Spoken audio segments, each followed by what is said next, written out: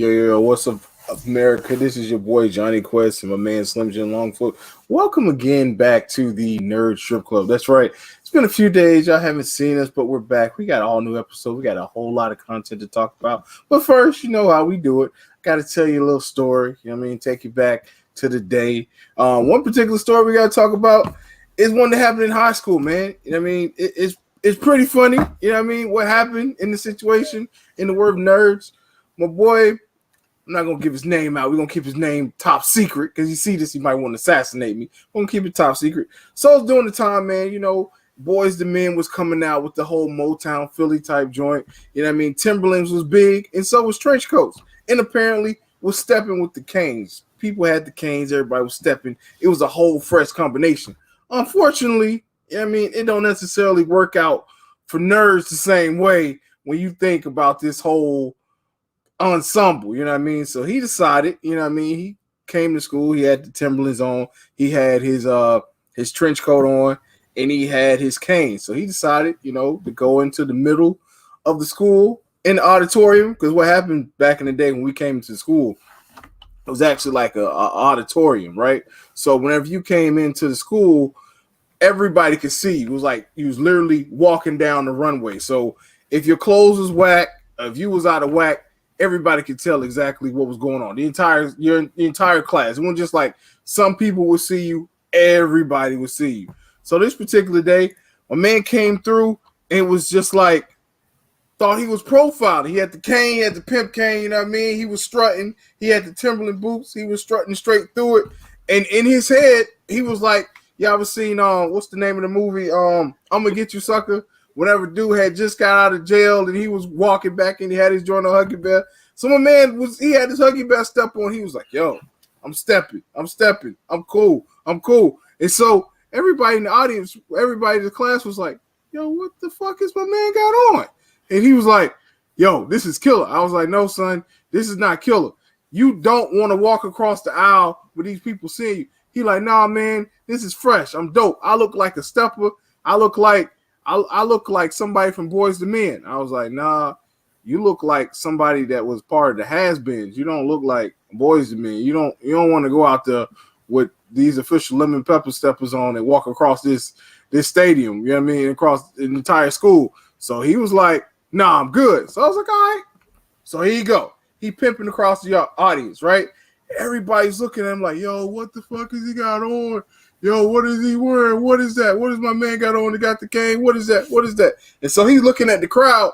He's like, yeah, like throwing his head up. And I'm behind him like, no, they're not cheering for you. They're not. They're booing at you. So he's walking, you know what I mean? He got the cane or whatever. And so he gets across to the other side of the audience and he looks back and he sees everybody just looking at him like, yo, what is Money's got on? Like, why is he looking like a broke down version of Inspector Gadget raped a member of Boys to Men? You know, they was clowning him. They was clowning him. And so, you know what I mean? In retrospect, you know, he thought it was hot. It was swinging. It was banging. He was cool. But America, don't try to assimilate every single part of the culture at the same time. And most importantly, if you think it's cool, and you're a nerd, understand it's not. Okay? It's not cool. It wasn't cool then. It's not going to be cool now. Don't come out with no pimp cane, no trench coat all at the same time. It might add you, it was bad taste at the time because this was during the time of the whole Columbine thing. So not only did my man look kind of weird when he was going by everybody, he was automatically grabbed up and they thought he was a member of some type of Columbine cult. So that happened. Ladies and gentlemen, welcome to the Nerd Strip Club.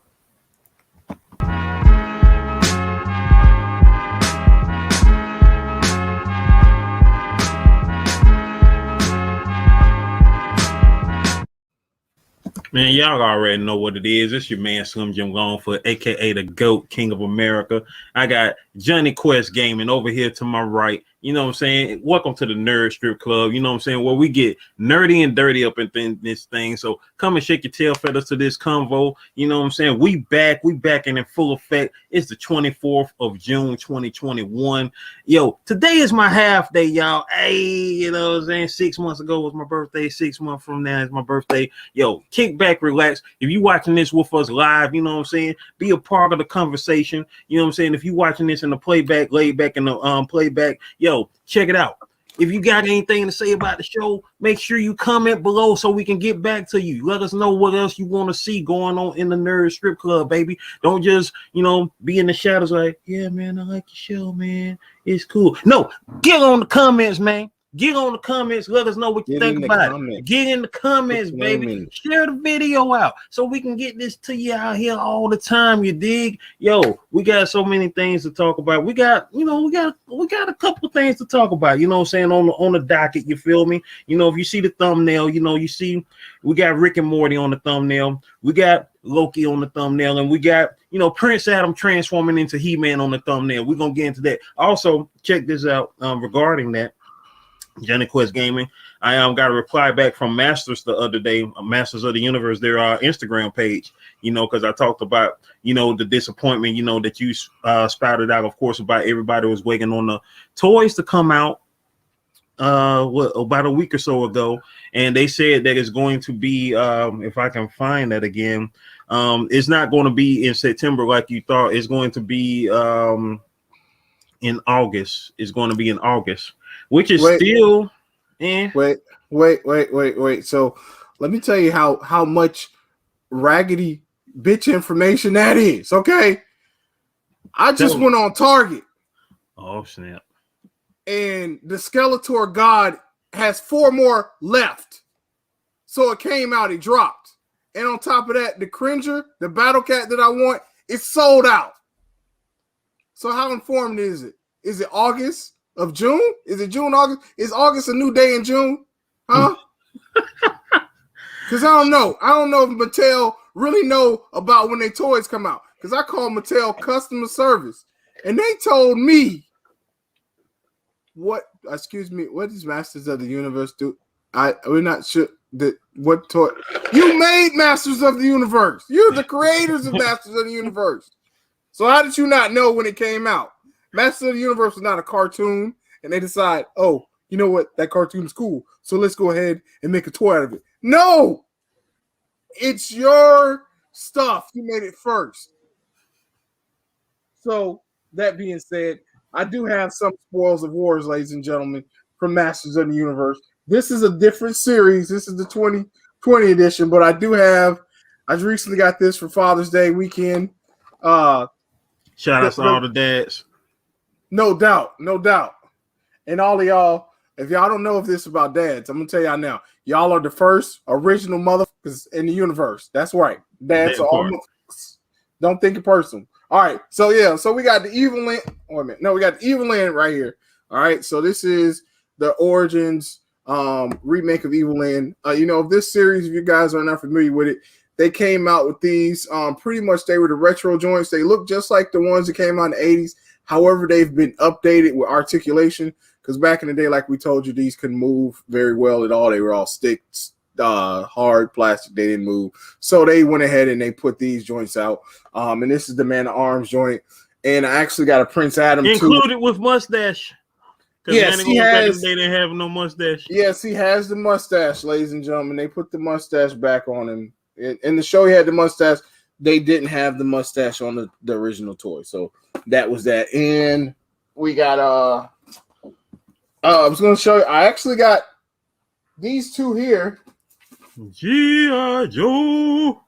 Yeah, this is G.I. Joe Zartan. If y'all don't know who Zartan is, he's the man. He's the guy who can really change his face out. And then we got one of my crushes back in the day, Lady J. I think Scarlet was my favorite, but Lady J, I just had to think for Lady J too. Yeah, Lady J had some appeal about it. You feel me? Like she was, you know, she was tough and fine without having to be all that. Oh, now that's a nice looking Prince Adam right there. And the Prince Adam joint with the Sky Sled. I don't know what it is, but my man Prince Adam. I mean, for some reason they wanted to give him like a dildo. I don't know. but his sword is real sexual. Okay, first of all, my man was already rocking the pink tights and the purple panties. I don't know why they did this to Prince Adam. I know it's supposed to mean royalty, but the sword never was He-Man's sword ever pink. So for me, it looks like a pink dildo. When I don't know what Adam had going on. That maybe that's why Cringe was so scared of Adam. Maybe Adam was always coming near him with the pink dildo joint. He was like, "No, He-Man, no." And what's so weird about that is like I don't understand the whole purpose for them having made the sword pink back in the day, because the original toy, of course, of Prince Adam, his power sword was pink, and I never understood that. I mean I understand y'all trying to you don't have to show a difference, because there's no difference in the book, which is a funny thing, because not that many people seen Prince Adam with He-Man sword, because the only time he took it out was when he was ready to transform to He-Man. Right. But I seen Prince Adam and I'm like, wait, what you doing with He-Man's sword, dog? Like, what's going on? He like, wait a minute, hold on. It's not He-Man's sword. See, that's what you got me mixed up. This He-Man's joint is silver metallic. Mine is pink, player. I got a pink sword. You know what I mean? This is not even for He-Man. I'm gonna be honest with you. I'm a pimp. They call me Prince Adam. You know what I mean? This is how I gets down. And I pull out the sword. I'm like, oh, you know what I mean? And do the thing. So, don't get it twisted. You know what I mean? Put some respect on his name. So he was that Prince Adam. He wasn't even a prince. He was just Prince Adam. He was Prince Adam. He was a stair Prince Adam. He was that Prince Adam. But yo, man, getting into the first topic, man. Last week we touched a little bit on this about the whole controversy about your man Batman and the sex scene that was cut out, about things that he don't do. But specifically, you go ahead and cue that picture up, Slim. Specifically, your man, they said that Batman don't go down on chicks. That's the thing. Apparently, Batman messes with Catwoman, but he don't eat no Catwoman. That's not what he does. There's a lot of things that he does, and that's not the thing that he does.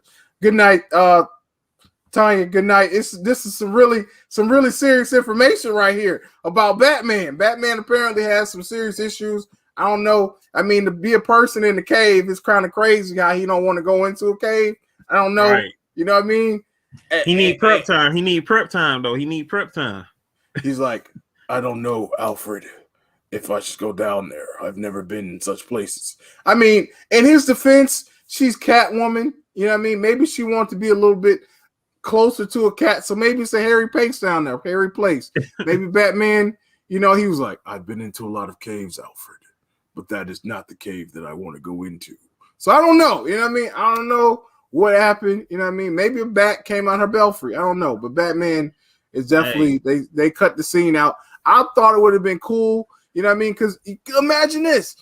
You seen Catwoman, with her joint from the angle, and you just see two bat ears coming up from down there. You already know who it is. You already know what's on. It would have been dope. But I am the knight. You know what I'm saying? That's how he's supposed to be. He's supposed to be up, he's supposed to be up in there. You know what I'm saying? Bagging the cat. You know, right? Batman the back signal should have been up. You know what I mean? He should have had the back signal up, but he didn't do that, man. They cut it, so that was heartbreaking. Batman ain't about that life. Batman ain't about that life. Apparently he's not about that life. Goes to show y'all that right there world, that right there told you just like this. Batman ain't about that life. Batman is childish. He's still a 9-year-old little boy crying out for mommy and daddy in the alleyway.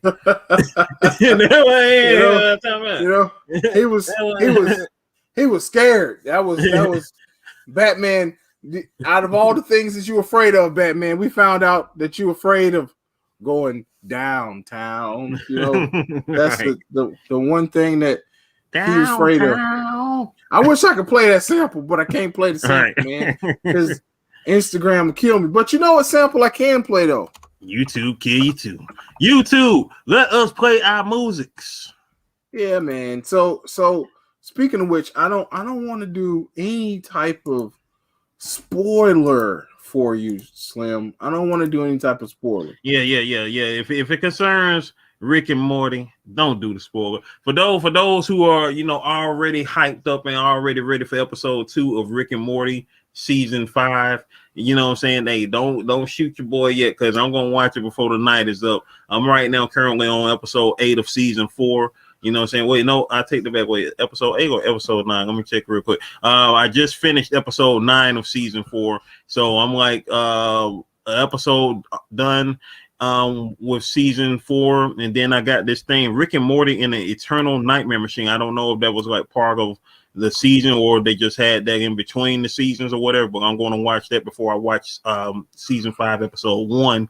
But yeah, Rick and Morty, you know, catching back up with it, you know what I'm saying, it's just been off the chain. And of course, you know what I'm saying, my bro, like I heard about Rick and Morty when it first came out, but it was my bro right here who convinced me, hey man, you got to watch Rick and Morty, man, you got to check it out. So it was what was that?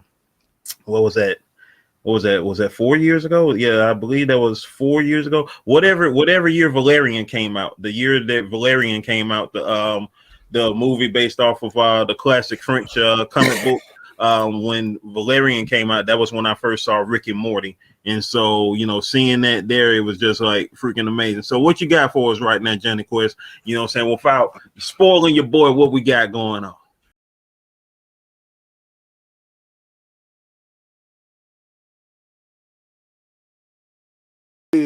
Is quite crazy. That's all I'm gonna say. It's a great plot device, and when we truly find out the truth about Rick and Morty, I just let you. I'm gonna say your boy Johnny Quest had already figured it out. That's all I'm gonna say. That's all I'm gonna say. I'm gonna tell y'all just like this. Next time on the next episode, most definitely I'm gonna be all the way caught up, and we're gonna get into all the freaking theories. You know, like Johnny Quest hitting on, you know, like, you know, back in the day, one of the theories, you know what I'm saying, of course, is, you know, that, you know, Rick is Morty from the future. And another theory is, of course, you know, we talk about the patch Morty, you know, the quote unquote evil Morty, like is Rick's original Morty. And, you know, all of these things that have been going on as far as the different plots concerning Rick and Morty. And there's only so much I can base my assumptions on, because of course I haven't finished season 4 yet. I got one more episode for that, and then I got the little thing in between, like I said, and then I'm going to be caught up, you know what I'm saying, in season 5. By the time, of course, episode 2 come out, I'll be caught back up, because, you know, I stopped watching season 4 halfway through, because, you know, the crazy year 2020, and so I didn't even have my mind focused on it like that last year. So I was like, you know what, I know a season 5 is coming, so I catch up on season 4 once season 5 get here. And now it's here. I'm about to catch up, make it do what it do. You know what I'm saying? That's how we do, baby. You know what I'm saying? We catch up, and then we be all up in that thing, or we be right there at the beginning. Because as a matter of fact, Masters of the Universe Revelation, as we was just talking about earlier, we have less than 1 month until their new show on Netflix come out. I've been going down memory lane, you know what I'm saying, this past month, showcasing my old comic books of the He-Man series from back in the day, the original 80 series, my comic books that came with the toys. Also, you know, doing a Tila tribute, because a lot of people, you know what I'm saying, have been speculating and not wanting to get invested in the new series, just in case, you know, Tila might be the center of attention or whatever. And so I wanted to show some love to Tila. I did a Tila tribute video, because, you know, this year also marks, you know, 40 years since, you know, she came out as well, you know, being a part of the original line of Masters of the Universe back in 1981. So, you know what I'm saying, put some respect on Tila name. As a matter of fact, Johnny Quest Gaming, have you seen that Tila tribute yet? Yeah, I seen the Tila tribute, man. I thought that was dope. And the comic books, you read the comic books, and that just kind of like took me down memory lane too. Speaking of Tila, hold on just a second. I want to bring up something about Tila. So everybody is all up in arms about Tila and the Masters of the Universe, right? I mean, I don't know if people have really been following the storyline of He-Man since the series, or really even know really about Tila. Tila's character, she's the sorcerer's daughter. Her man of arms and the sorceress had a relationship, and Tila was their daughter, and that secret was kept pretty much by the Masters of the Universe, or the people like Man of Arms, He-Man. They have that secret for Tila, and that Tila has those powers. And as the series was going on, they kind of hinted towards it, but they never did. Even the old school cartoon, the old school toy, if I can find it here, I'll show y'all. Tila is the queen of the serpents, or like the serpent serpent version of the sorceress. And back in the day when I saw this as a kid, I was like, why the hell does she have a snake on her head? I never could figure that out, because on the show, you know, her costume was pretty much this minus that. She just had on kind of like the full leotard. But the truth is, in the comic books, they kind of expounded on that story. And whenever King Hiss, unfortunately, the Snake Men really didn't make their debut on the TV show. You never saw that she was in control, that she actually was trying to stop or had control over King Hiss and the Serpent Men, because she kind of gave up her living a life to become the sorceress. And that kind of put like a stop in between her and the relationships between her and Adam. But we know, of course, her and Adam did have a child, and his name is H.E.R. And he took on the power sword, and pretty much He-Man was still the king. He became the king of Andor at that point, or Eternia. But the storyline that they're showing now, He-Man's revelation, it is Teela's revelation. I mean, Teela has been the only person in the dark that's closest to He-Man that has no idea that he's He-Man. Everybody else has been called in secret, like, you know, Cringer knows. Freaking Oracle knows. Everybody knows. But Teela. So whenever He-Man is finally beaten in this battle, because what I think is, you know, this is just my theory, I could be wrong, that Skeletor gets into Castle Grayskull, he somehow defeats Sorceress, and he gets the Masters of the Universe. Now I could go real deep. You know what? Forget it. I'm gonna go deep, America. This is North Street Club. This is what you're here for. This is what y'all here for. So the Castle Grayskull, it holds all the secrets and powers of the creators of the universe. Okay, that's why it's called Masters of the Universe. They really didn't go into the whole thing, because in the 80s, the show was dumbed down for children,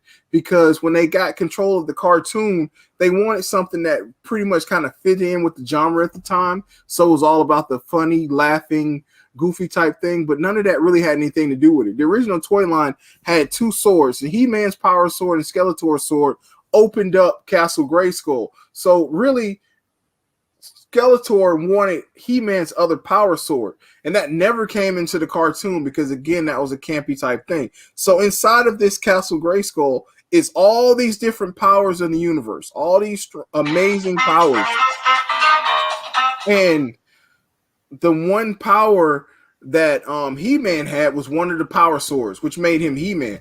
Now, he still wasn't the master of the universe. There's still other powers, other amazing abilities in that castle, and pretty much Sorceress is in one form of that castle. She's a security guard of such, and covering over some of those powers, and she gave He-Man the ability to be able to watch over the powers of the Masters of Grayskull and kind of be like the gatekeeper. And Kaldor, who was a talented sorcerer, was able to find out, shit, there's powers in that castle. There's a lot of powers in that castle. My brother King Randor doesn't know that there's powers in that castle. He just wants to control Eternia. He doesn't want to do anything specifically. I want more than that. I want to be the king of the Master of the Universe. So I think what happens in the show, Skeletor gets in there, he gets some of the powers, and he manages to defeat He-Man or banish He-Man to maybe another dimension. And so now Teela is like, damn, where Adam go? Or when the battle they fight, maybe Skeletor uses his ability, he breaks the sword and turns He-Man back into Adam before banishing him. And now Adam, she's just like, oh shit, you're He-Man this whole time, Adam, you're He-Man. I'm your bodyguard, but right, you're He-Man. So why do you even need a bodyguard? And then the sorceress is probably like, well, you know, you're my daughter. Now it's like, oh my God, I haven't seen my mother my entire life. And now you're going to tell me you're my mother, you're He-Man, and who else knows about this? Oh, we're your dad, and everybody else knows. But, you know, I mean, in that aspect, don't feel too bad, because He-Man's parents don't know either. That's a secret from them. They're the king and the queen. But I digress, y'all. But, you know, this whole revelation is definitely about Teela not finding out, and now finding out all these different secrets when everything kind of goes awry. So, yeah, she's going to be powerful. She's going to be empowered because she is a sorceress. She's a sorcerer's daughter. She's the next one up in line to get those powers. And she's also the Serpent Queen. So she's going to be controlling King Hiss's Serpent Men. So for all y'all bleeding hearts are probably the same ones that are like, oh my God, Superman killed somebody. Right. No. You know, that's what it is. Now, could it now be another secret agenda? I can't say yay or nay on that, y'all. I'm gonna be honest with you. I can't, because the way things are going, everybody changes everything to fit a particular status quo. They don't want to keep story original, which I don't care about what someone does in their bedroom or how they live their life. I just want to keep the story as pure as possible. At the end of the day, I'm not here to watch it about how people feel about their innuendos or whatever your origin is. I don't care. I respect your origin. That's your business, whatever you do. But don't change the characters to follow in line with that every single time. That has no place. That has no reason to be done. Stories can be told like how they were told, and then if you got a character that's introduced that is one particular way, that's fine. No one has no hate against that, but don't change up the story just to meet a status quo. I hope they don't do that with the story. They may, I don't know. But as far as everybody bashing the story because they think, oh, well, they're changing the story for Tila's sake, they're not changing the story for Tila's sake, y'all. And from my standpoint, I mean, like I said, I could be wrong, but that character has got a lot of character development that was intended on happening, but of course the show was canceled, and at the time kids weren't really ready for that in the 80s. They would have been like, Mom, why is Tila got power? I know she's a sorcerer's daughter, but I'm watching this for He-Man. I don't care about other people. I just want to see He-Man. So that's what happened, y'all. So Slim, I'm coming back off that tangent. Hey, you know, I didn't want to go there. No, you need to go there because that's where it needs to be at. You feel me? And like I say, it's understandable that I've seen comments, and one of the best comments I've seen is the fact is that that they want to see Tila have her shine and power, but not at the expense of taking away from He-Man shine, so to speak. And in any other era, if this was 5 years ago, 10 years ago, 15 years ago, if they did that, nobody would have back of their eye. But due to the fact that we have this, this agenda-based climate that we're in now, where it seems to be something, pandering the mist, under the mist for a lot of different situations, and people start rolling their eyes and be ready to be like, oh man, not this again. You know what I'm saying?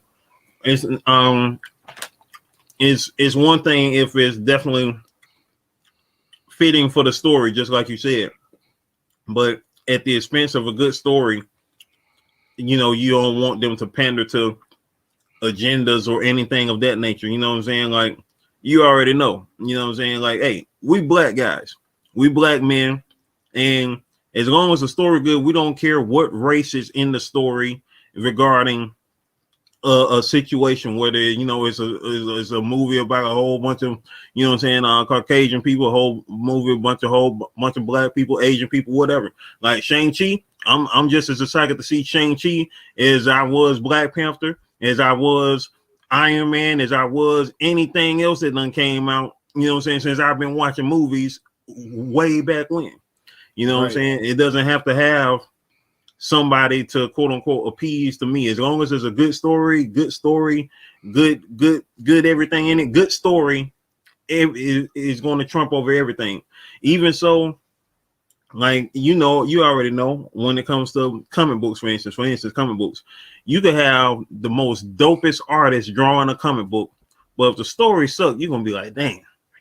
And it goes to show with a good story, like if the art is bad, but if the story is good, yeah, you're gonna stay for the story. But then it's like, y'all gotta do something with the art, man. Like, but if the story is good, it's gonna entangle you, and it's gonna make you want to see somebody come across it better, who can bring the visuals out to match the story. You know what I'm saying? Like, I mean, hey, you even say, hey man, you need me to help you hire this artist for this story because your story is great. That's the thing, man. Don't sacrifice storytelling just for to support.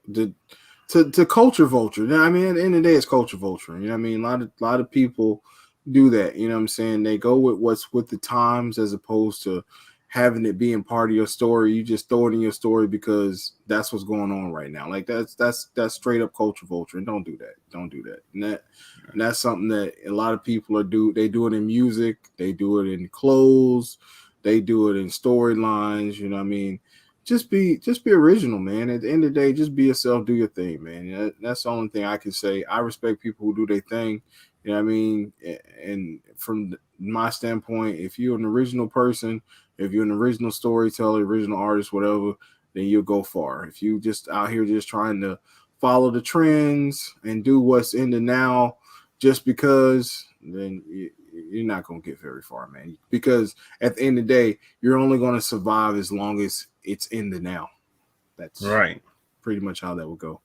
But so speaking of past, present, future, if y'all don't know, you know, the Flash movie is in production, and the set scenes actually have shown two things. We've got pictures of Supergirl in her costume, super androgynous, which was I think the suit was pretty awesome though. I really like the suit because they got the whole Kal-El thing going on, because I think she's actually Superwoman, or she's a mixture of the two. She's not Supergirl per se because it's in an alternate universe. I think Superman's not even in that universe, so she does have a little androgynous look. But the costume is dope. I think the costume is dope. But the most important part, Sim, if you'll cue that up for me, the most important thing that is on the set is my man Michael Keaton is back. That's right. They saw Michael Keaton. I saw Michael Keaton on the set myself. He was old school Batman. Of course he's aged, you know what I'm saying? But he's aged well for being an old school Batman. So I'm not sure. The thing is, they're saying that he's rekindling Batman from this universe, but I'm thinking that he might be Thomas Wayne, which would be dope. If he was Thomas Wayne, that would be dope. But I don't know if he's going to be Thomas Wayne or not. If y'all don't know who Thomas Wayne is in the alternate universe, instead of Batman's parents being killed, it was just Bruce Wayne that got killed, which turned his dad into a gun-toting Batman and his mom into a maniacal Joker. And that happens around the whole Flash paradox time world. So we'll see if that's what's actually going on. I don't know. From my knowledge, I thought the dad, the guy who plays Negan, what's his name, Slim? Jeffrey Dean Morgan. Yeah, Jeffrey Dean Morgan, because he played Thomas Wayne in the Batman movie directed by Zack, or not the Batman movie. BBS. Yeah, Batman vs. Superman by Zack Snyder. Yeah, so I was thinking, you know, maybe he's going to, because he's awesome. Jeffrey Dean Morgan, Negan playing a disgruntled Batman, that's super. But, you know, who knows? He might be it. I don't know. But we'll see. Speaking of it goes to show how jacked up how horrible they did with the Snyderverse. Like it's basically like the kid coming to the playground bringing you all his toys, and then you said, well, you know what, you got a booger hanging out your nose, so we don't want you around here no more. And so he goes home with his toy. But the thing is, like, it's not like he's picking his nose, or like he's just like a snotty nose patrol. He just got, you know, a little booger in his nose. You know, so everybody get a little booger to hang in their nose. Just don't touch it. You know what I'm saying? And instead of, you know, somebody saying, hey, you got something in your nose, and, you know, he wipe it off, you know what I'm saying, and they get to it, hey, you got a booger, you know, booger, and then, you know, then he leave, and he take all his toys with him. You know, he out. So that's pretty much that. Yeah, that's pretty much what happened with the Snyderverse. I mean, I do like I don't know if you heard about what's his name, Bloodshot, that the fact that he's in the asylum is the fact that he shot Superman with a kryptonite bullet. So the Suicide Squad is connected with the world of Superman, or whatever new Superman direction they're going into. He's actually going to be in the asylum because he shot Superman. So I thought that was a cool connection. And speaking of which, the weird thing that I heard, I don't know if you heard it or not, but they're continuing Smallville as an animated series. I don't want to see it. Voiced by Tom Welling. I don't even want to see it because he's already proven just with coming back in Crisis, like he is like definitively not playing Superman, and I don't really care to see him associated with Superman. Like, yeah, I don't. That don't even excite me.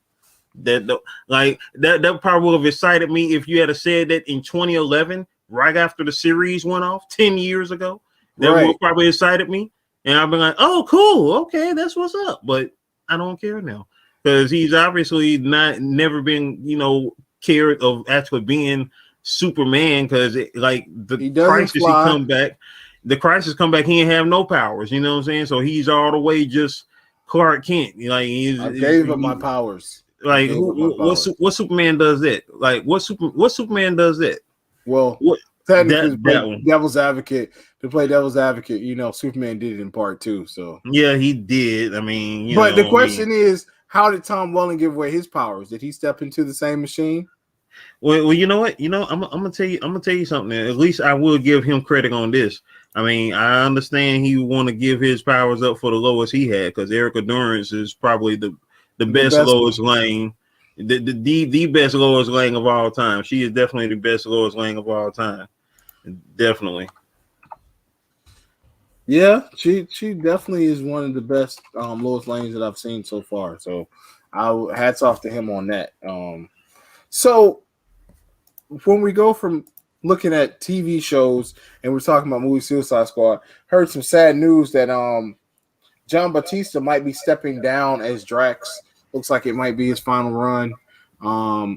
James Cannon is hopefully trying to do something else with him. James Gunn. I'm saying James Gunn, something with a firearm, his pistol man, something like that. Rifle. James Rifle. James pistol starter.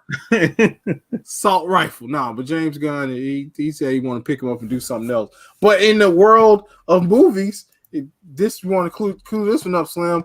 I'm excited about this. It's actually they said that they're going to be doing 3 of these, and it's going to be dope, I think. So let's go ahead and play this trailer so we can let people see what's going on.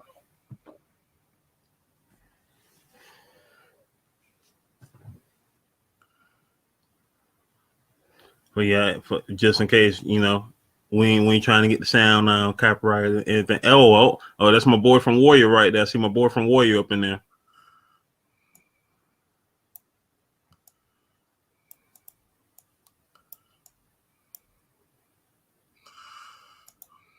And if y'all don't know what we're watching, this is Snake Eyes, man. That's right, from G.I. Joe, man. Oh yeah. That's right. He playing Storm Shadow. I just remembered that he playing Storm Shadow. Yeah, man. This is the first. This is the first trailer. They got a second trailer out, but it's gonna be dope, man. It's gonna be dope. We can't really play the sound, but y'all can take a look at the pictures and check it out, man. It's gonna be dope, man. I think this is gonna be the one. He said it's gonna be 3 parts, so I'm hoping that everything goes well and we see all 3 parts. Because my man Snake Eyes, if y'all remember back in the day in the 80s, Snake Eyes was that dude, man. He ended up being the ninja that couldn't talk. We never saw what happened to his face. I remember from the G.I. Joe episode, they were dealing with some type of chemical in a cave, and he went into the cave and he got radiated and he came out and he couldn't speak anymore, and he was just a silent ninja from there. And that's pretty much what happened. But this is the origin. Right here we got they just showed Scarlet. You see Baroness. Of course, if y'all seen the Marvel comic book back in the day, we did see his face after it was reconstructed, and he was a pretty blonde, blue-eyed dude. Right. And Snake Eyes is the American that comes there, but they kind of switched it up a little bit. But you got Jinx in here, you got Scarlet, which Scarlet looks amazing. And so does Baroness. They actually have both of them as toy lines. The toy line, you can see that. But yeah, look at the mask, man. That was dope. Let's see that mask again. I love this part. I was like, man, that's killer, Snake Eyes. They did that. Hold on, let's pull this back a little bit. Yeah, because at the end of the day, you know what I'm saying? Like, nobody don't care about who's necessarily playing Snake Eyes, as long as the man can fight and his suit looks good. Because Snake Eyes is that dude who had that black ninja suit. You know what I'm saying? that's all that mattered when it came to Snake Eyes. Snake Eyes is the most memorable. He is the most of all the characters from the 80s in the G.I. Joe series. Snake Eyes is that number one dude. He's above just about everybody when it came to his popularity, you know what I'm saying, over everybody, over Duke, over Hawk, over you had Lady J and you had Scarlet, like those 5 characters I mentioned, those rounded off, the top characters of the G.I. Joe, series as far as they go. And of course, including Roadblock, you know what I'm saying? So you can't forget my man Roadblock. Of course, you gotta talk about Roadblock. I mean, Roadblock went through some changes. I remember they was shout out to G.I. Joe, man, because G.I. Joe was the show back in the day, dude. Like, no doubt. It had the Star Wars sound effects for the lasers and the guns. I could never figure out how that happened. Right. But and they couldn't shoot like Star Wars stormtroopers either, because as many shots was fighting during Joe, nobody died. No, but they had that point where Roadblock came back and he was I think he was all Navy. No, he wasn't Navy. He was Marines and Gung Ho, or maybe Gung Ho was all Marines, but both of them came back and they had that straight up military nod. I thought that was real dope. They did the whole homage to it, man. But yeah, this is pretty dope. I mean, this is the only way you could redeem yourself from making Channing Tatum Duke, because I was so upset that Channing Tatum was Duke. Man. And then this fool decided to quit and caused the whole G.I. Joe franchise, the last movie, to be he was the first Ruby Rose, you know what I'm saying? Like he just said right in the middle said, yeah, I don't want to play Duke no more. Like, well, guess what? We didn't want you to do Duke in the first place, but if they already got you for the role, do your role, man. Just do the role, man. Do the role, man. Say you want to be running around being Magic Mike. Okay. You wanted to be Magic Mike. The ego of these people, man. The fact that they don't see the potential of the 80 shows, man, is just far removed from me. Speaking of, they cap. They ain't number cap, man. They ain't number cap. It's more than cap. So, so the next joint we got, Slim. This right here is crazy. It's crazy. We're gonna show this one. We're gonna show a little bit of it. This is from the OG. He's back, man. That's right. Y'all, I don't know if y'all seen the last joint, but the new Halloween trailer, man, it dropped, man, with Jamie Lee Curtis, man. This is supposed to be the final battle between Michael Myers and Jamie Lee Curtis and her daughters, man. This is it. It released, and they gonna have a big final battle. But the part that I thought was the best part about this is Michael Myers, he always kill everybody in the movies, right? But they did something different this time. They decided to squad up. The whole block is at Michael Myers now, man. They like, yo, you just not gonna keep killing us, man, and we gonna go out like some punks, man. Nah, man, we about to squad up. They decided to squad up on Michael Myers' ass, man. Let me show y'all that again if y'all didn't see it. Look at that. Wait a minute. Let me bring it back a little bit so I can get it. I can pause it so y'all can see it. Michael Myers was like, yo, we tired of this, Mike. Yo, what's going on? They can't get it, but you feel what I'm saying. They done took Michael Myers' mask off. They got the whole block squatted up. They like, yo, Mike, it's over. It's over for you, bro. It's over. We about to take you down. Michael Myers.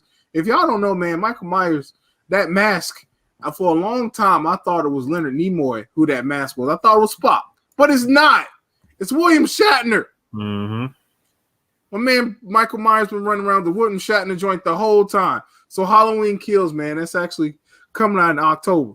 So Slim, what was your take on Halloween through the years, man? Like, what was your favorite Halloween? What you think about the series? What was up with you on Halloween, man? All right, now when it comes to Halloween, now I'm gonna say this with Halloween. I give it kudos and credit because Halloween jump started. You know what I'm saying? The new age, the new age horror figures in the movies. You feel me? It jump started the new age horror figures in the movies as far as, the newer generation of horror figures, because Halloween, the first Halloween came out in 1978, 2 years before we were born, starring Jamie Lee Curtis. And, and that was a classic. And then for a good little time, the Halloween movies kind of fell off. In a sense, like I watched the first Halloween when I was a kid, and I had Halloween 3 on VHS, which of course didn't even have Michael Myers in it. And so Halloween for me, Halloween for me, I wasn't really into Halloween that much, coming up. I was more into Jason. I was more into Freddy Krueger, who of course the other 2 horror icons that came out after Halloween, Friday the 13th coming out in 80, Nightmare on Elm Street coming out in 84. But I was more Freddy and Jason as opposed to Michael Myers, because Michael Myers, he just looked silly to me, with this white mask with this hair on it. I thought he looked silly as all get out. You know what I'm saying? He wasn't as scary to me. It was just like, okay, this just a weirdo. But I like the fact of Michael Myers because, well, Michael Myers, if I'm not mistaken, because correct me if I'm wrong, he didn't necessarily have much of a supernatural aspect to him as opposed to Jason and Freddy. You know what I'm saying? He was just this serial killer that it seemed like never got caught, like he was gone for a minute, then he come back and start doing some serial killer stuff. But then of course the one that set it off as far as like really got me back into the Halloween series was when they did Halloween H2O, which of course came out in 98, 20 years later, with Jamie Lee Curtis coming back to the franchise. But of course, that all has been retrofitted, all of that no longer counts as far as all the Halloween movies in between no longer count after the Halloween movie that just came out. That was in 2018, the last one, rebooting the franchise with Jamie Lee Curtis, basically picking up after the first Halloween. So according to this movie that's getting ready to come out and the movie before it, those are the only 2 Halloween movies that matter after the first Halloween movie. And so with that being said, like I said, the Halloween movies beforehand, what I'm saying, they were okay, but they didn't really give that impact like Freddy and Jason did, throughout the years, for me. But Jamie Lee Curtis, I love Jamie Lee Curtis, been a fan of hers since I was a kid, I think she was the second woman I seen with no top on in the movie after Apollonia, and Trading Places, It's so funny when you think about Trading Places, because she was like, I think I forgot what year Jamie Lee Curtis was born, but I think she was in her early 20s when Trading Places came out. That was back in 83. So, So, and then of course, who can forget her turn in True Lies? When she did that thing, when she did her thing in True Lies. And it's so funny because at that time we was like, man, Jamie Lee Curtis still got it, and she old, and she was like 30 something then. So they had to pause that scene because Arnold was back in the corner like, and they was like, what was going on? I was like, get to the chopper. Like, nah, Arnold, we know what you're doing, man. He was like, get to the chopper. I gotta go home and holler at the maid. After that, he was, nah, man. You know what I'm saying? But I'm gonna tell you, to be honest, like, I like Halloween. Of course, I'm Freddy. Jason is my man. Like, that's like my favorite horror of all time. Like, Jason's a bugged out dude, so he's one of my favorite. But to be honest, man, with Halloween, I never understand what the hell was going on, because I've watched all these movies, and you say he doesn't have a supernatural aspect, but apparently his family had like this secret cult thing that went on in one of the Halloweens, and it was supposed to be continued on, and then I think Michael Myers may have been possessed, and Michael Myers, but I don't know. Michael Myers might just be a crackhead. I'm gonna be honest with you. He might just be a crackhead, and that might be his powers. Michael Myers might just be, the whole time trying to kill people. He might, what I'm saying? Like, why'd you trying to kill me, baby? I'm just trying to find some crack. I'm not even trying to kill nobody. You just fell into my knife, baby. You fell into my knife. I was gonna use this to cut up some crack, but y'all keep coming at me. This is crazy. Well, with that being said, that's most likely why they say, you know what, we need you to go ahead and reboot this. But I think the whole Rob Zombie joints was all right. They was okay, but I'm glad the Carpenter's back. You know what I mean? Because that's where it need to be. He's the original. You know what I mean? Let this man finish out the series. I think the last joint that we seen him in was with Busta Rhymes, and Busta Rhymes was looking like show enough in there. He was doing a karate kick, fighting Michael Myers. So I think that was like the last one the Carpenter did before this reboot. I don't know. I can't remember. I think so. Or was it Halloween H2O? I can't. No, one of them. There's so many damn Halloweens at this point. Yeah, you know the one with Busta Rhymes. That was the one that came out right after H2O, because you know H2O had LL Cool J in it, and so they was like, hey, let's start putting the rappers in it, and then that's how that went.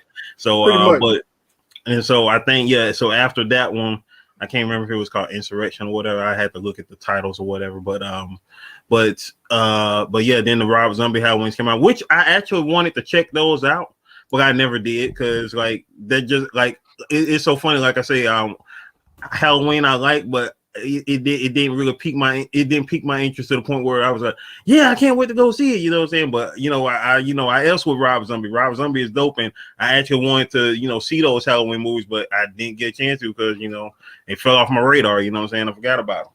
You know what I'm saying? And then of course, now with the reboot, that happened, a few years ago when Jamie Lee Curtis came back on the scene, you know what I'm saying? That piqued my interest to want to check out the movies again, seeing, Jamie Lee Curtis back in the series. But once again, it was kind of like, dang, but the stuff that happened, like H2O, none of that counted. So I was like, okay, I got to feel my way back to it, because, it's been forever since I seen the first Halloween movie.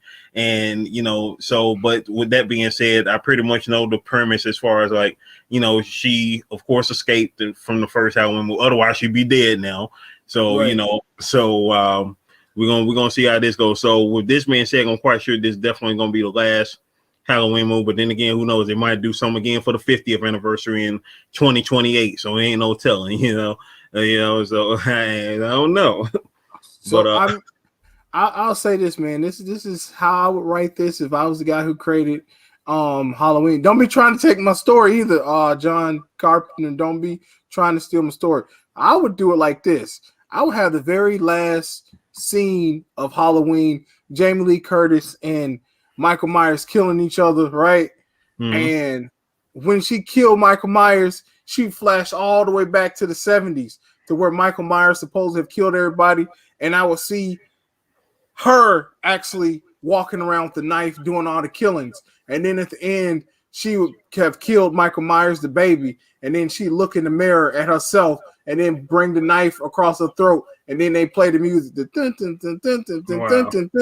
I would have it where it was her the whole time envisioning this whole Michael Myers scenario. And she was really never got out of the place where she killed everybody in her family. I think that would be a dope ending. That's just me personally. Right. And thanks for the reminder on that too. The theme for Halloween is freaking iconic. Yeah, that of all the things, the theme, the Halloween theme, that is iconic. That's what I love most of Halloween. If it's anything, the theme of Halloween is iconic. Like first and foremost, Freddy ain't got no theme. Like who remembers a Freddy song? Like Freddy the character, Freddy the movies, and then, of course Jason's joint. You know what I'm saying, when he. I mean, all Freddy got is that 1, 2, Freddy's coming. Yeah. You got the kid song, got the little rhyme song. He, for the kids. He don't have the track. Like your man Michael Myers running around. Michael Myers got that track. You know what I'm saying? Like you know what I'm saying? DJ on that. Right. Like, yo, Michael Myers, hold on. The theme music playing. Like, you know what I'm saying? Like, but yeah, man. When you got something you absolutely got to kill too. Right. He got the jump off joint. But man, so in TV this week, you know what I'm saying? Disney officially announced that going forward, all their Disney releases will be moved to Wednesday after the amazing launch of Loki. They had such a big launch day for Loki that they decided that it will be no more Friday releases. Everything going forward will be Wednesday, which is happy for me because next week I'll get Bad Batch early, and whenever The Mandalorian and the Book of Boba Fett come out, I'll get it all on Wednesday. I don't have to wait till Friday, which is good for us because that'll give us the Nerd Strip Club a chance to preview before y'all and tell y'all more about it, which we're about to do right now. Slim, if you'll cue it up, we'll give them a little bit of the sauce that happened on the new episode of Loki. Now, with that being said, okay, all of the releases going. Well, you mean all of the Marvel releases, the MCU shows are going to be on Wednesdays, or they trying to put everything on all Disney Plus original content. That's right. You see that smile that's on my man Loki face? That's how I felt when I heard about it. That's right. So I don't know if y'all been keeping up with Loki, but this week Loki met his variant, and his variant was a female. She was the girl Loki, which Loki, right, Lokia. You know, so in the storyline, Lady Loki has been in the storylines for a while. You know, they have done the whole variant. The original Lady Loki had black hair, but of course they changed this one out. She had blonde. So Loki and his variant got themselves caught on the planet, and they couldn't get off. Which I was like, yo, that's crazy. And I'm really interested to see how they're gonna get off, Slim. You know what I mean? But the relationship between the two characters, I think, is dope. I think they got a lot of chemistry more than anything. Because the whole time I'm thinking like, yo, they want to bang each other. That's just me. That's what I saw. I could be wrong. Hey, I mean, who better to love than yourself? You feel me? Love yourself. Who better to love than yourself? You know what I'm saying? Sometimes it's gonna be like, you gotta love yourself. Exactly. You know what I'm saying? Like, you know, when it goes down, we're like, is this considered masturbation? Like, no. So besides Loki, going back to the whole Marvel and their great appearances, who do you see right here, Slim? I see. Who is it? I can't. That it's a big old thing. Wait, is that Abomination? Wait, is that Abomination? It's Abomination in the Shang-Chi movie. Snap. What's up, Abomination? Well, you've been hiding that for like 10, 11 years. I don't know, but in the 13 years. It's dope because we're starting to see all the universes come together. You know what I mean? With this whole Shang-Chi thing. Now, have you seen this trailer yet? I have not seen that trailer. All right, I'm gonna give you a few seconds of it because you know how Marvel do. Mm-hmm.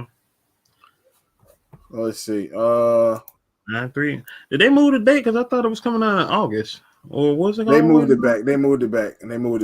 Yeah, that was what I thought. See how they be doing you, buddy. Yeah, they be doing you. Oh yeah, that's crazy. They got okay. So how did they catch Abomination? That's the question. I don't know, man. I mean, we haven't seen Abomination since the Hulk. But yeah, I mean, we ain't seen him in 13 years. Check that out, though. What do you see right there?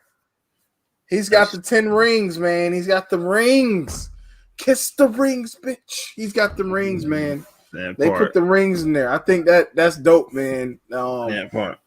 Shang-Chi, man. I think it's dope. We're getting a taste of, you know, saying of, you know, all the other things and more because like Guardians of the Galaxy, of course. Well, I don't know. I won't even say Guardians of the Galaxy. I say Thor. Thor is what opened up, you know, the realms and possibilities regarding space. And of course, Guardians of the Galaxy pushed it even further because, you know, I mean, after the Avengers, of course, we knew, you know, we saw the aliens and we saw Thanos at the end.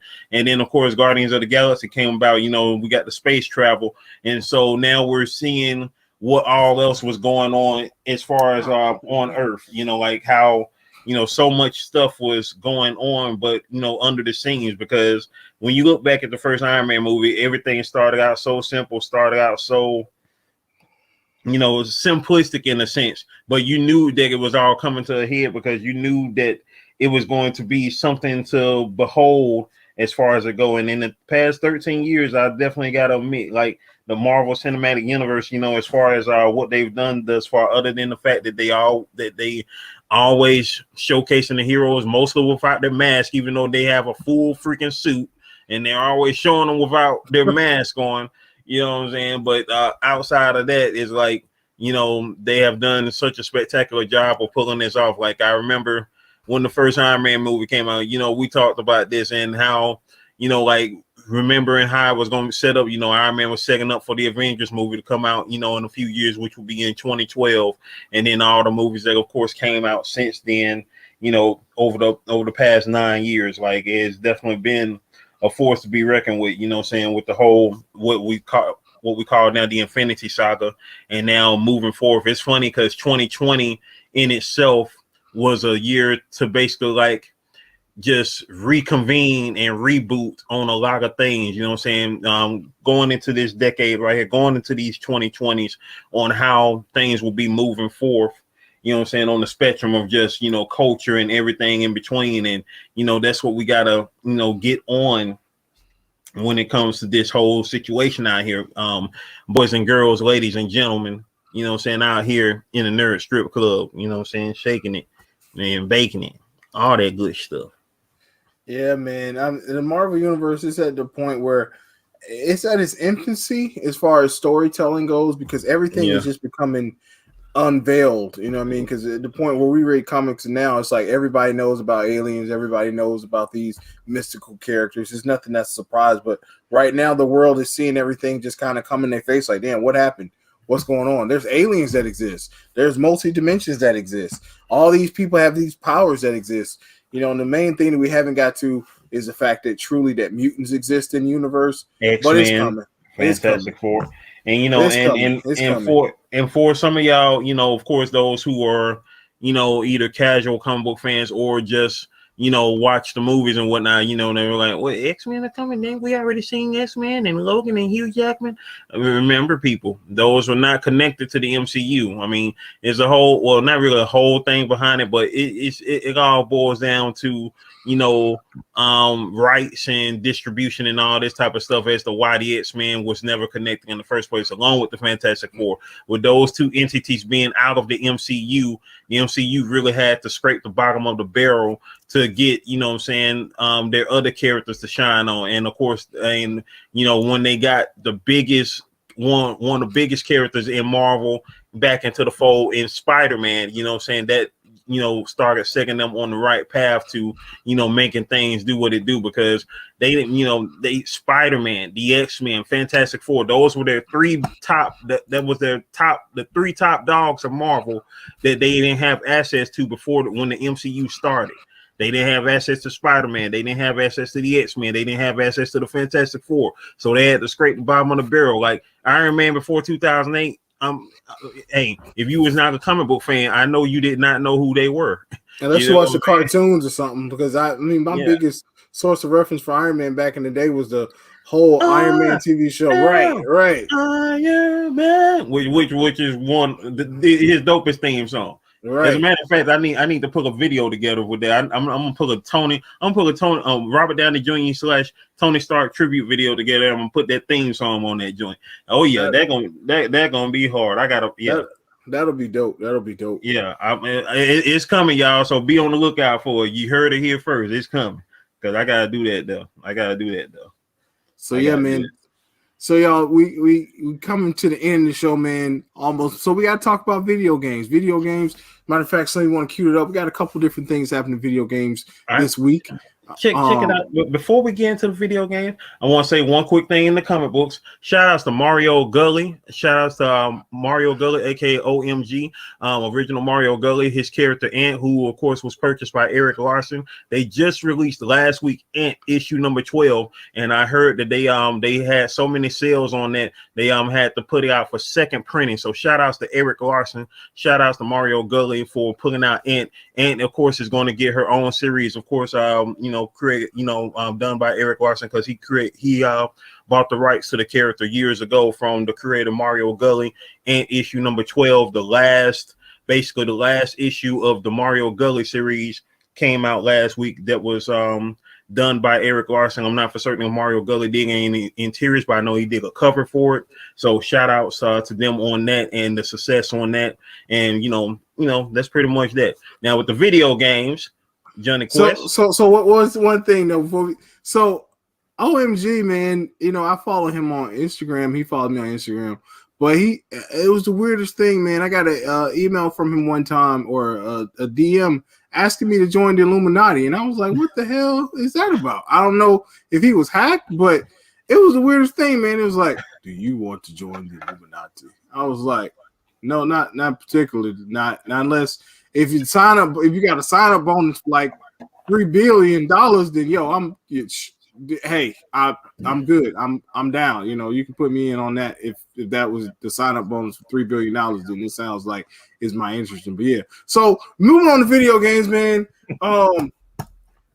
Ghost of Tsushima has a new DLC coming out. It's going to be the Ghost of Ikushima, which is going to be A completely different environment. Looks like it's going to be a completely different storyline. With the same type of play mechanics that we love as Ghost of Tsushima. If y'all haven't played this game, man, do yourself a favor, pick up your controller and start playing this game. Ghost of Tsushima is amazing. It takes place during feudal Japan. It actually shows a storyline about the attack of the Mongols on this small village town called Tsushima, which is a part of an island. I don't know if it's like near Okinawa. I'm not exactly sure, so don't get me into it.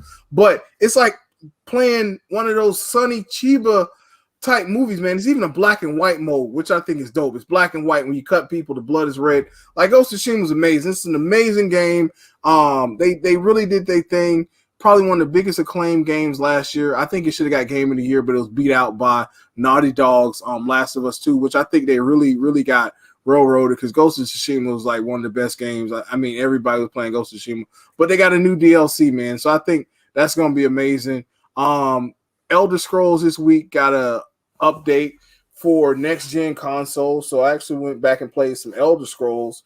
It's been updated to next gen graphics, so it looks pretty darn good, y'all. I mean, it's really the new content DLC. Blackwood is allowing you to do the Oblivion gates from the game Elder Scrolls Oblivion, if you remember playing that back in the day. So they've combined it, and they've actually added companion system, so you don't have to play alone. They've kind of took away from back in the day when you had Knights of the Old Republic that was online for EA, where you can actually carry companions around and help you doing the story, even though it's an MMO. You can actually do that now on there, so it's really dope, man. But that's pretty much it for what I got for game news. You got anything, Slim? First and foremost, people, go check out Johnny Quest Gaming's channel, where he has gameplay on Ghost of Tsushima and so much more. Final Fantasy VII Remake, Battletoads, so many other games. The joint you was talking about last week, what was it? Of course, Outriders, Biomutant. You know, definitely go check out Johnny Quest Gaming's channel. You know what I'm saying? Let's get them up to 100 subscribers, along with us right here on the Nerd Strip Club. You know what I'm saying? Where we're gonna keep on bringing you more. Now, when it comes to Ghost of Tsushima, I'm gonna say just this. It definitely should have got Game of the Year, because I've seen this game in play. You know what I'm saying? I have gameplay on my channel, my personal channel, with my cousin Grand Hustle playing the game. And this game was freaking phenomenal. This game, I mean, it definitely should have got Game of the Year. It's straight up. I don't see no reason why it shouldn't have. It was railroaded as far as that go. You know what I'm saying? The mother folk had the folk in their pocket. They paid them off or something like that, because Ghost of Tsushima was off the chain. The only other game that I say, you know, as far as like mobile game of the year, of course, y'all know I'm bringing up Dragon Roger, which is a game that I played that Johnny Quest Gaming introduced me to last year. I've been playing it for over a year now, and that game is freaking phenomenal. You know what I'm saying? Powered by Unreal Engine, and the graphics on that is phenomenal. You know, matches, you know, any console game that's, you know what I'm saying, out right now as well. So with that being said, like, yeah, definitely on that tip as far as that go. Another thing now, we are 10 minutes after midnight, y'all. We are 10 minutes after midnight. It is 12:10 in the morning, and today is now the 25th of June 2021. And with that being said, 12 years ago on this day, legendary entertainer, the king of pop, Michael Jackson, left us on this world at the age of 50, 12 years ago on this date. June 25th, 2009, a day that you never forget if you was there. You know what I'm saying? The death of Michael Jackson being announced. You know what I'm saying? You know, at first it was, you know, seen as a rumor, you know, like, okay, what's going on? Michael Jackson, you know, at the hospital. And next thing you know, people started saying he was dead. And then it was TMZ first said it, and then it was confirmed by CNN, which is what gave TMZ a leg to stand on to me, because I thought TMZ was trash hack paparazzi type joints, but they were the first ones that announced that Michael Jackson was dead, and then CNN later confirmed it. And that's, you know, with that being said, of course, I ain't got to say on to my bro Johnny Quest Gaming right here, you know what I'm saying? Because, you know, we kids of the 80s, man, and Michael Jackson, along with Prince, you know what I'm saying, and all the other superstars of the 80s, like, I always considered them like this. Michael Jackson was the Superman, Prince was the Batman, when, of course, Prince worked on the Batman soundtrack. And so, you know what I'm saying, what are your thoughts, you know what I'm saying, on, of course, Michael Jackson and, you know, his contributions to music and everything that, you know, you remember, and what the whole thing about MJ, man? Hey man, it's one of the things where Michael Jackson is not a conversation that you can have that doesn't lead back to Michael Jackson. Facts. Probably not only one of the greatest entertainers of our time, probably one of the greatest entertainers of all time. One of the biggest loss. And then the crazy thing about this was we not only lost Michael Jackson, we lost Prince too, which is scary, man. How many great legendary performers, Whitney Houston, Luther Vandross, Michael Jackson, Prince, James Brown, Ray Charles, Sammy Rick Davis Jr., James, Rick James, you know what I mean? Even down to hip hop, Biggie, Tupac, you know what I mean? Big Pun, just DMX. DMX. It's just so many, man, But hopefully music will continue on to have their next level of amazement. I don't think we're probably going to see it within our time span. Maybe, the reborn of this talent will come back and we'll see it that way, but just definitely a talent loss. But I mean, and on the genre of music, we had a couple new things that dropped this week. The album I've been telling y'all about, Alex Daddy by Gucci Mane, that finally dropped. Her had a new album to drop, and actually on the 26th tomorrow, or actually, is it right now or today? Is it the 25th? Today's 25th. The 25th. So today, Juicy J got an album comes out called The Hustle Continues, and also shout out to Doja Cat. She got her new album coming out called Planet Her. So y'all definitely go check that out. Sweet. Doja Cat is awesome, and I am now. I will say this, after looking up her, like it's funny because I can't remember what made me look up her yesterday, but when it comes to new artists, what I'm saying, I just be like in the wind, and but then there are some artists that just stand out, and then it's like I can't remember what made me look up her last night, but I looked her up, and like she is completely and utterly phenomenal. And I say this, on of course the 12-year anniversary of the death of Michael Jackson. This young lady right here, whose birthday is coming up in a couple of days, actually, her birthday is on the 27th. She'll be 24 this year. And there's a clip of her on YouTube where she is on the Today Show in 2007. She's playing the piano, playing the piano, and she's playing an Alicia Keys song. And it's so funny to, see someone did this child playing Alicia Keys song, which of course Alicia Keys is in our generation. And this young lady, like now she's, a grown woman out here, saying in these streets, making music, done won Grammys. And it is crazy because like this, 2007 for us, it was just yesterday, y'all, it was just yesterday. And it's like is crazy in the sense it's like, wow, like what is this is freaking crazy to know and understand that like I'm gonna cue this up real quick for you. Like that right there is just like that reminds me of seeing Aaliyah on Star Search. You know what I mean? Like that's crazy, man. That's that's one of her thing. Her claim to fame is when everybody saw her do this, like her performance on this. If y'all haven't seen this, go back and watch this, man. It's amazing how talented this girl is. I mean, she looks completely different now. She kind of reminds me of a new age grown. Yeah, right. But she's amazing artist. Her vibes is really freaking dope, and it's so crazy when you think about the fact that she is reminiscent now of Aaliyah, and she's about to be 24, so she's now lived longer than Aaliyah.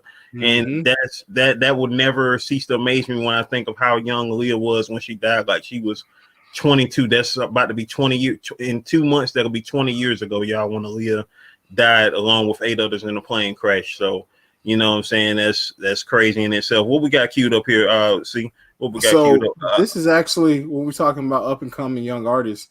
I can only get a couple seconds because we have an infringement, but this is an artist that my lady Courtney introduced me to called Mariah the Scientist. She has her claim to fame that she does 80s type music. So okay, seconds of that and let you hear Mariah the Scientist. And since she's young, y'all, and Mariah Carey's career is over 30 years old, I'm assuming that this young lady was probably named after Mariah Carey.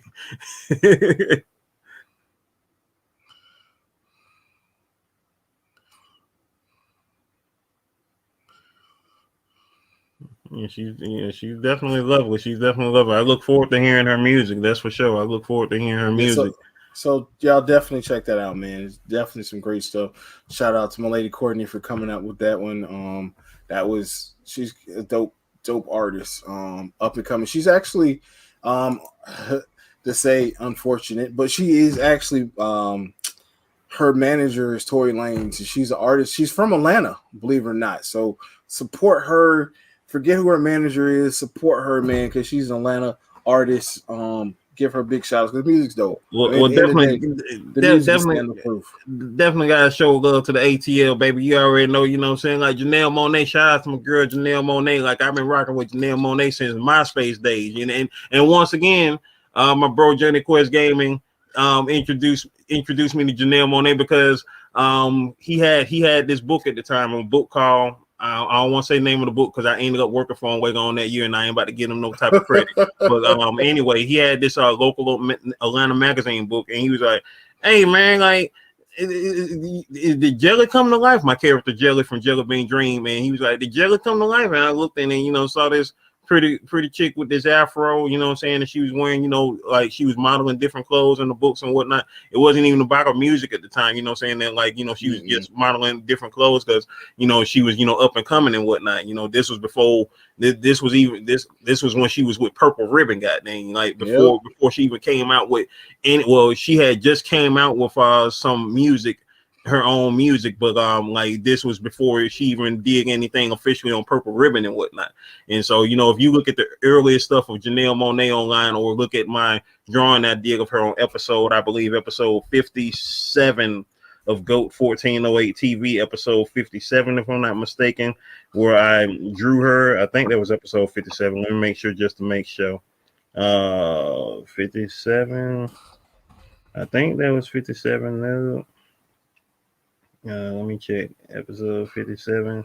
Nope, I can't remember. It was either 56 or 57. I'm trying to remember, y'all. It's been a little minute. It's been a long time. Shouldn't have left you. And all that stuff. But Janelle Monáe been a fan of hers for a good little minute, man. And like on that episode, it was 57.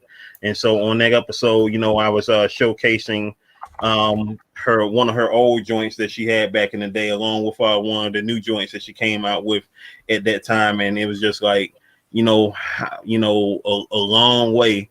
As a matter of fact, when I first came across Janelle Monáe, when my bro introduced me to her, that was the year before that daggone video of her on the Today Show. So think about that. Yeah, that was way back in the way back. Them MySpace days, man. That was way back in the way back machine, man. Right.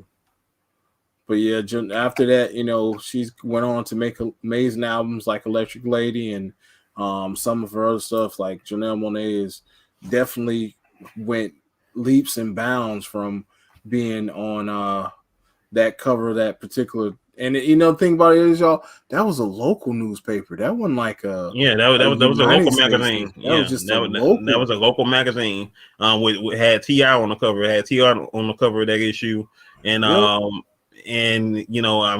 was local. When I say it was local, it was a local. That's before she dropped her EP Metropolis and all that. Like that was way back, man. But, right. I can say I was the plug on that. I might be the plug on a couple of things, man. You should follow your boy Johnny Quest, man. I might be a little crazy, might be a little strange, but I know some things. Hey, he keep you in the loop. You know what I'm saying? Me out. You know what I'm saying? I be outside the loop. I see the loop and I be like, and then he'd be like, hey, dog, come over here. Let me show you the loop real quick. Like, oh, okay, cool. All right, that's what's up. You know what I'm saying? And I try to do a couple of little loop things. You know what I'm saying? Like it's funny because this is the tech guy, but I'm still more techie when it comes to the YouTube stuff as opposed to him because he's the real tech dude. He's the real computer head, and I'm just what I don't know what you want to call it. He's the social media guru. I'm not. Nah, he's a social media guru, man. Don't let him fool you, man. He knows this social media platform in and out. I'm a relic, man. I know how to fix machines and stuff. I'm the guy that's got the cigarette hanging out his lip because I don't smoke, but the cigarette hanging out his lip like Ain't nothing but a goddamn You know what I'm carburetor. saying? Yeah, ain't no other carburetor. You know what I'm saying? All you gotta do is hit that do head right Right. there. That's who you can categorize me as. That's pretty much it. If the apocalypse ever hit and you wanted somebody to rebuild the machines to save y'all, that's all I could do. I couldn't. But as far as social media and stuff like that, I don't do it. I'm not a in your face. I'm not a person. I don't. My circle is very small. Not because not me by choice or whatnot. But I have a very small circle. I'm not just. I just play a funny person on TV. I think that part. I play sociable on TV. In real life, no, don't they approach me with caution. I might bite you. Like, but can't go up. Don't bite him, Slim. Don't bite him, Slim. Like, for real though. On that note, any closing words? Any closing words for the night, bro? Hey man, you know what I'm saying? Stay up, stay blessed, stay well, and don't go to jail. You know, that's all that I can say. From Johnny Quest. All I can say is don't catch that Rona and don't catch that vaccine. Nerd Strip Club, we out.